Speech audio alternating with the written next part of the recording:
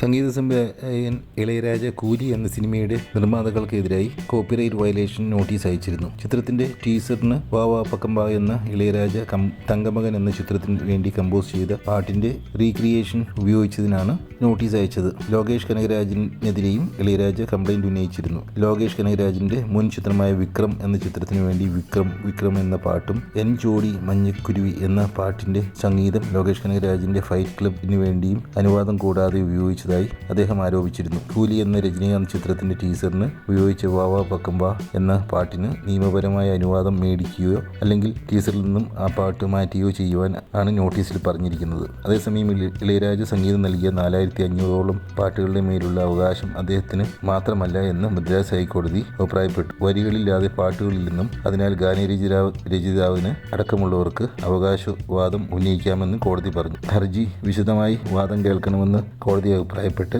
June അവസാനം case വീണ്ടും പരിഗണിക്കണമെന്ന് വെച്ചു. മുമ്പ് ഈ കേസിന് പരിഗണിച്ചപ്പോൾ സംഗീതത്തിൽ ഇളയരാജ എല്ലാവർക്കും മുകളിലല്ല എന്ന് കോടതി അഭിപ്രായപ്പെട്ടിരുന്നു.